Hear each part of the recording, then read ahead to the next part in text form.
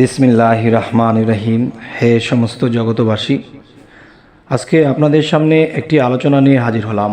সে আলোচনাটি হলো, দেখুন, এই পৃথিবীতে অনেক মানুষ অর্থের জন্য কষ্টে আছে, বিভিন্ন অভাব অনটনে কষ্টে আছে। এখন দেখা যায় কোনো কাজকাম করে বা কোনো ব্যবসা করে বা চাকরি করে কোনো বরকত পান না। ফ্যামিলিতে যে কজন মানুষ আছে এতে এই ব্যবসা বা এই চাকরি করে চলা যায়, কিন্তু দেখা যায় একের পর এক টানাটানি লেগেই থাকে। এবং দেখা যায় ছেলেমেয়েরা যখন বড় হবে, এদের যে একটা লেখাপড়া, এদের যে বিবাহ শাদী দেওয়া, মানে কোনো দিকেই কুলিয়ে ওঠা যায় না। কিন্তু একটা জিনিস কি, যে যতটুকু চিন্তা ভাবনা তার থেকে বেশি খরচ হয়, আর যদিও কম হয় কিন্তু বরকত পাওয়া যায় না।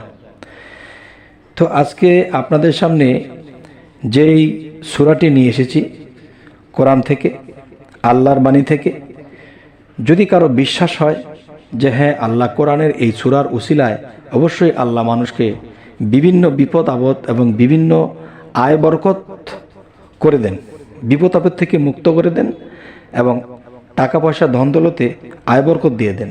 একজন মানুষের যদি ঘরের মধ্যে টাকা পয়সা মজুদ থাকে বা খাবার মজুদ থাকে, তাহলে তার মনে একটা শান্তি থাকে।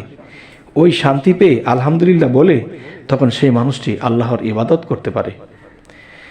তাই আমি যেই আলোচনাটি আপনাদের সামনে নিয়ে এসেছি, সেই আলোচনাটি অবশ্যই খেয়াল করে শুনবেন।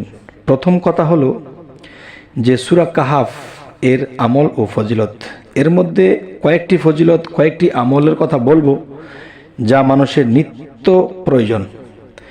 সেটির মধ্যে একটি হলো সূরা কাফ যে ঘরে বসে পাঠ করবে, নিয়মিত যারা সূরা কাফ পাঠ করবে তাদের ধন সম্পদ ঘরে আসবে এবং ঘরে এসে তা স্থায়ী হবে। আচ্ছা, এখন এই যে কথাগুলো, এই কথাগুলো কিন্তু যে ভ্যালু ছাড়া নয়। যেহেতু আল্লাহর কোরআনে পৃথিবীতে সমস্ত কিছুরই ফয়সালা দিয়েছেন, কেউ বোঝে কেউ বোঝে না, কেউ বিশ্বাস করে কেউ করে না। তবে যিনি করল বিশ্বাস, সে অবশ্যই ফল পাবে। আচ্ছা, তাহলে কি বলা হলো যে সূরা কাফ যদি কেউ ঘরে নিয়মিত পাঠ করে, তার ধন সম্পদ এবং দেখা যায় ঘরে আসবে। আবার কেউ ঘরে আসার পরেও সম্পদ টিকে রাখতে পারে না, আর এটার কি বলা হয়েছে যে সেই ধন সম্পদগুলো ঘরে স্থায়ী হবে, টিকে থাকবে ইনশাআল্লাহ। এই সূরা কাফ আরও একটি বিষয় আমি আপনাদেরকে বলছি যে নিয়মিতভাবে সর্বদা পাঠ করলে মৃত্যুর যন্ত্রণা লাঘব হবে। আচ্ছা, মৃত্যুর যন্ত্রণা লাঘব হবে।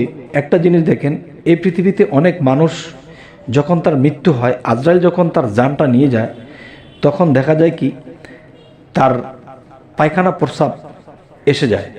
মানে আজরাইলের এরকম একটা চাপ, এরকম একটা বিষয় যে সেই মানুষটি সইতে পারে না, তখন তার আত্মাটা বের করার সময় তার এরকম একটা অবস্থা হয়ে যায়। কিন্তু এই অবস্থাটা হবে না। নিয়মিত যদি সূরা কাফ কেউ পড়ে, তাহলে মৃত্যুর যন্ত্রণা তার আরামদায়ক হবে ইনশাআল্লাহ। আল্লাহর কাছে লাখো কোটি শুকরিয়া যে আল্লাহ সূরা কাফ থেকে আমাদের উপর জানার তৌফিক দান করেছেন এবং আল্লাহ যেন আমাদেরকে মানার তৌফিক দান করেন। এবার আসি সূরা কাফ যদি আমরা নিয়মিত পড়ি, এর আরও কিছু ফলাফল। সেটি হলো, দেখুন, মৃত্যুর পর কবর আলোকিত করে দিবেন আল্লাহ। সুবহানাল্লাহ, আলহামদুলিল্লাহ, যে আল্লাহ মৃত্যুর পর কবর আলোকিত করে দিবেন। আচ্ছা, এরপরে আরেকটা বিষয় হলো, এই সূরা কাফ লিখে বৃষ্টির পানি দ্বারা ধুয়ে সে পানি পান করলে পেট ব্যথা নিরাময় হয়ে যাবে। হে সমস্ত জগতবাসী, যে আল্লাহর কালামের মধ্যে যেই বিষয়গুলো আল্লাহ রেখেছেন, যেই গুণ ক্ষমতাগুলো রেখেছেন, দেখা যায় এক ধরনের মানুষ সারা জীবন শুধু ওষুধ খায়, শুধু ওষুধ খায়, টাকা আছে ওষুধ খায়, টাকা ফুরিয়ে গেছে ভুগতেছে। তবে এই ওষুধ খেতে আমাদের প্রচুর ব্যয়বহুল হয়ে যায় এবং দেখা যায় ঔষধের উল্টাপাল্টা রিয়াকশনও মানুষ কষ্ট পায়। তাই আমি বলবো, আল্লাহর নাম যদি আমরা নিজের অজান্তে ভুল করে বলি, তবু আল্লাহ মাফ করবে। এটা রিয়াকশন করবেন না আল্লাহ, কারণ মানুষ তো ভুল করেই, আর আল্লাহ তো ক্ষমা করে থাকেন। কিন্তু ঔষধ যখন আপনি খাবেন, ওষুধ কিন্তু আপনাকে ক্ষমা করবেন না। যদি একটু উল্টাপাল্টা হয় তাহলে আপনাকে রিঅ্যাকশন করবে। কিন্তু আল্লাহর নাম আমরা যদি নিজের অজান্তে ভুল করি তাহলে আল্লাহ ক্ষমা করবে, এখানে রিঅ্যাকশন হবে না, আলহামদুলিল্লাহ। তবে কথাটি আরও একবার বলছি যে সূরা কাফ, এই সূরাটি লিখিয়া বৃষ্টির পানি দ্বারা ধুয়ে সে পানি পান করলে পেটের ব্যথা নিরাময় হয়ে যাবে। আচ্ছা, এই সূরা কাফের আরও একটি বিষয় আছে। দেখেন যে প্রত্যেকটা ফ্যামিলিতে এরকম কিছু ঘটনা ঘটে থাকে। সেই ঘটনা হলো কি, যে বাচ্চার 7 বছর পার হয়ে গেছে, দেখা যাচ্ছে তার দাঁত দেখা যায় না। আবার দেখা যায় এই দাঁত ঠেলে উঠতে যাইয়া এই বাচ্চাটা অনেক কষ্ট পায়, এবং দেখা যায় কি এই দাঁত বাঁকা তারা হয়ে উঠতেছে। এরপরে দেখা যায় এমনই বাঁকা অবস্থা যে বাঁকার কারণে ছেলেটা চাবাতে কষ্ট পায়।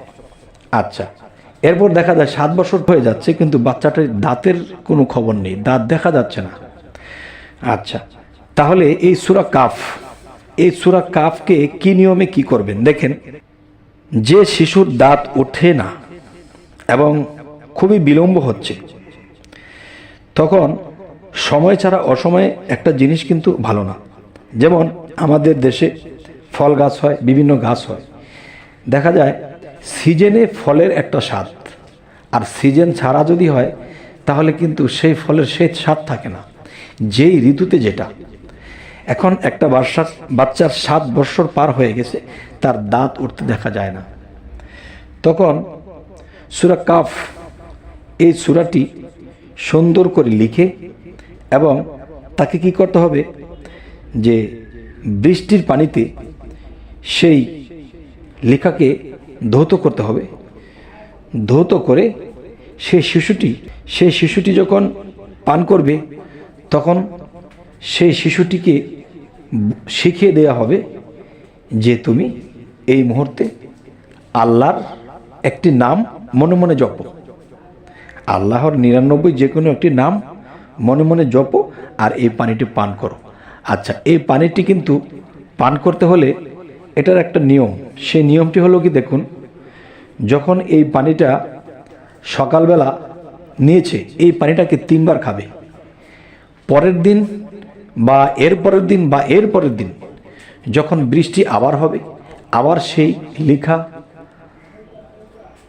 সেই লেখাটি ধুয়ে এরপর খাওয়াতে হবে। তবে আরেকটি কথা হলো যে সম্পূর্ণ সূরাটি যদি লেখা সম্ভব না হয়, দেখা যায় প্রথমের 3টি আয়াত লিখে ভিজে এরপর সেটি খাবে।